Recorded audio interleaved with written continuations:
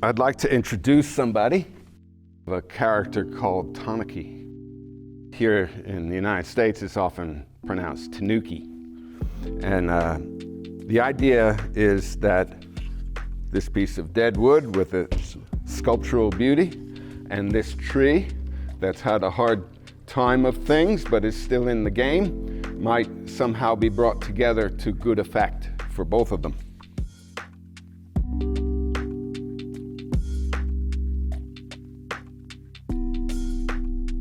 It's a trickster type of figure, right? It's into practical jokes and deceiving people. And the kind of bonsai I hope to make today is often referred to as a tanuki or a tanuki because it's a bit of a trickery, right? It's taking a dead thing and uniting it with a living thing to create the illusion of something that it truly isn't. And this is a Shinpaku juniper, which is a very common bonsai subject. It's had some hard luck being neglected for the last couple of years. And the time has come to either do something positive with it or do something negative with it, but to do something with it because they can only go on autopilot for so long.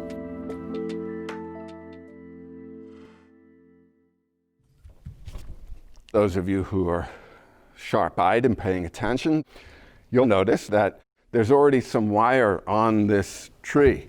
That was put on yesterday. Wiring is a critical tool that allows you to position branches where you want them to be. So the parts that are wired are what I expect to use, and the parts that aren't will not be. And if you look, you'll see that most of the tree is not wired. Most of this tree is going to be cut away. So the other day, another volunteer, Robin, she asked about what I thought was going to happen with it, and I told her, that those parts were going to come off. She was obviously distraught at the prospect of that. When she looked at the plant, and perhaps when some of you looked at the plant too, it seemed fine.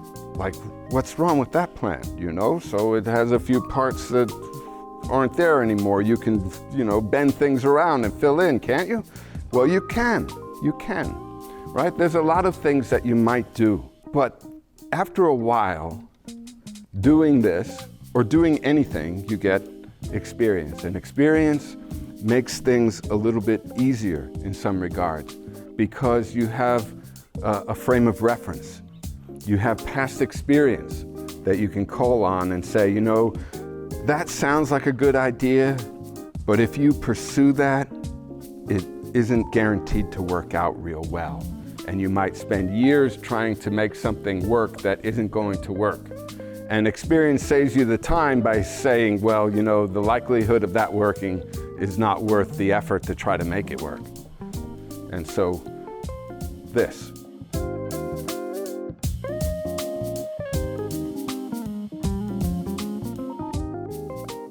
In my estimation, these parts are usable to this new idea, and those parts were not.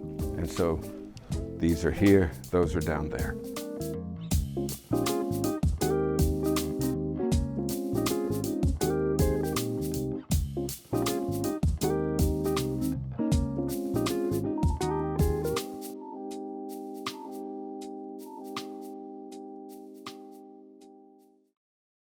Well, what we want to do with this is make it look like this tree had such an incident, but years ago, and it's had time to kind of reorder itself, right?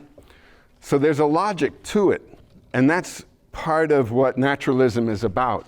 It's observing the way trees grow and understanding why they grow the way they do, and then in shaping bonsai, trying to interpret that look.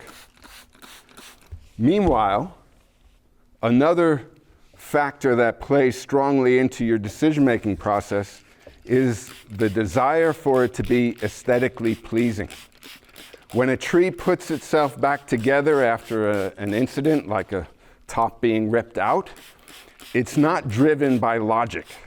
But as human beings, we have other interests, and so we're concerned with appearances. And so that gets factored in too.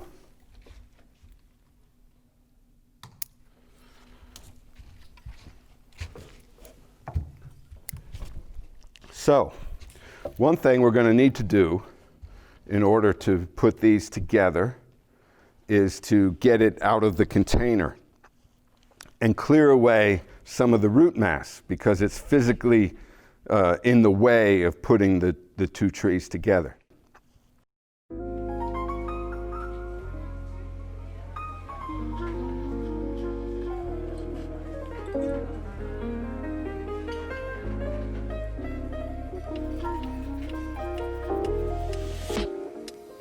And this is a handy time to give the usual caveat, which should be part of every bonsai demonstration.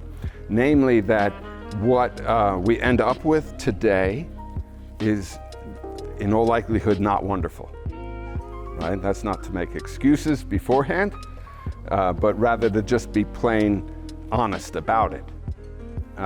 Things end up today at a certain state of completion, but not complete. Not complete. It takes time. We're not looking for a whole lot more development in the growing parts, but what we will be looking for over time is some better blending of these two parts.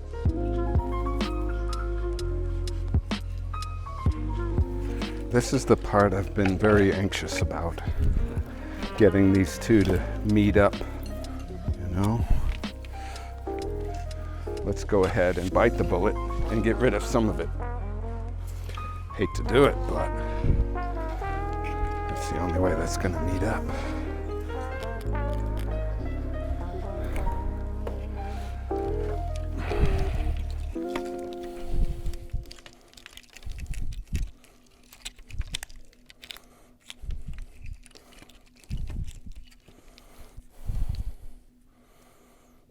Still needs to nestle in here. So these are going to have to come out.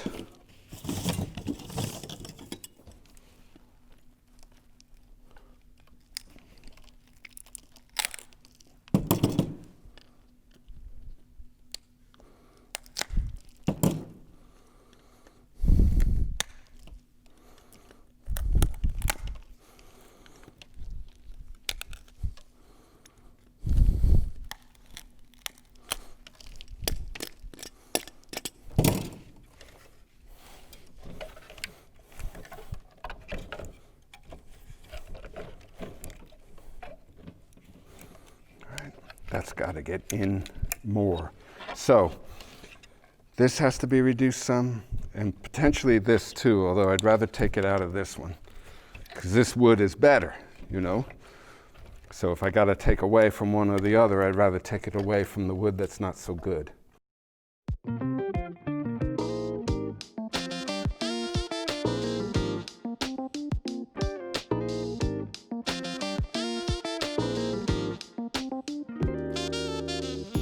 Often when these kind of Tanaki bonsais are made, it's a nice old piece of driftwood, and then it's a very young plant that's typically added to it, so that it's very pliable, and you can kind of shape the living wood to the dead wood.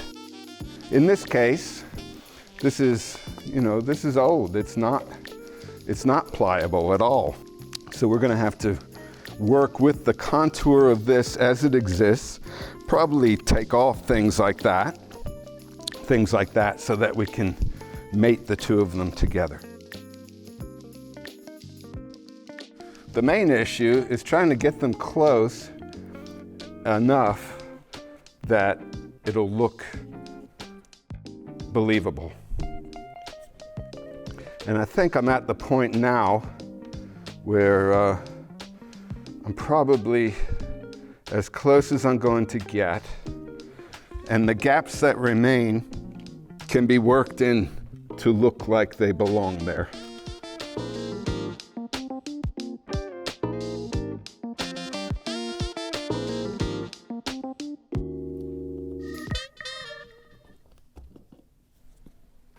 So this is bad, right? But that'll have to be fixed through carving. The rest of it, not so bad, except for the glue leaking out. And they're together, although I wish they were together tighter than that. But they are together in a way that I can live with.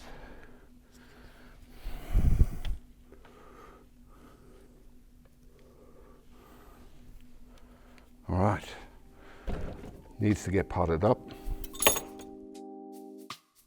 When it comes to bonsai, there are definite trends, there are fads, there are things that go into style and out of style. There's a vogue. In modern bonsai, you see a lot of plants that have this very beautiful sculptural element of dead wood. And then typically those plants will have a green triangle of living foliage situated in the design, and that tells you that it's alive. But the main focus of the thing is that dead wood. Well, we don't have any trees like that in our collection. The focus of our bonsai effort is primarily naturalistic bonsai. We're trying to present miniaturized trees that look like trees in nature. And those that I was just talking about, which are very popular and take a great deal of skill to produce, they are not that. They are not meant to be that. They are interpretations of this kind of tree. But they never look this wild and untamed. They always look very influenced by the hand and minds of humans. Inspiration from nature is timeless. It has nothing to do with fads and trends. It supersedes all of that.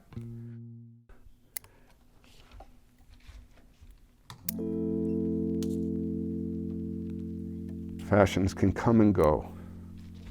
That's why naturalism is attractive to me, because it's founded on that idea of nature being the constant, not the thing that's subject to the winds of fashion and fad.